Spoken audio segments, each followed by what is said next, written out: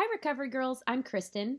Today I'm going to do part 2 of step 4 for partners of sex addicts. So if you haven't seen part 1, I encourage you to go back and look for that and watch that one first. Step 4 says, made a searching and fearless moral inventory of ourselves. Whew, that sounds kind of scary, huh? But, I was about 7 months into my 12-step recovery journey when I began my 4th step. I was no longer hemorrhaging emotionally, physically, spiritually, on any level. I was in a safe and stable place. And that's really important for the partner of a sex addict to not push the 4th step when they're in the middle of a lot of betrayal, trauma, and crisis. Letting that partner get to the place where she feels safe and stable is really important. When I became ready to do my 4th step, I was scared.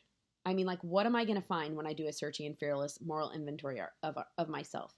But as I mentioned in my last share about this, an inventory is kind of like what a shop owner does when they look at what all they have. A grocery store owner would say, okay, we got 5 boxes of spaghetti and 6 cans of corn, and what do we need to order? It's not a judgmental attempt to criticize the grocery store. And a searching and fearless moral inventory of myself is not critical.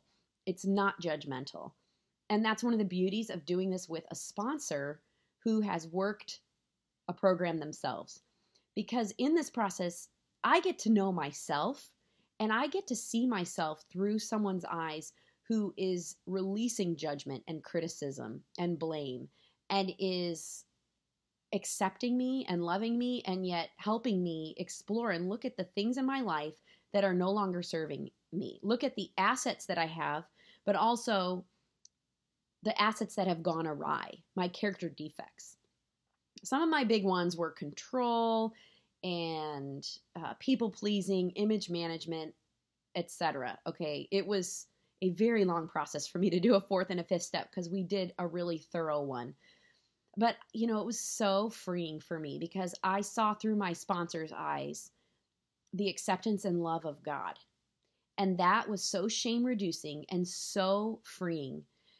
I don't have to be afraid of the character defects that I find because I have a loving God who is there and powerful to help me move through these steps. I have a tool in the steps so that I can become more and more who God created me to be.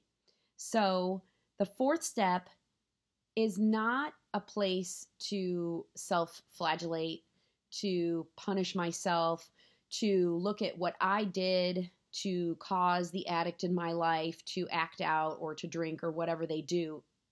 Remember the 3 C's. I didn't cause the addiction. I can't control it. I can't cure it. But the 4th step is there for me to get to know myself, to see the things in my life that no longer serve me, and to become ready through the rest of the steps to be rid of those things. It is such an awesome and exciting process when we're ready. I am so thankful I don't have to be on this recovery journey alone. I'm thankful that I'm on it with you.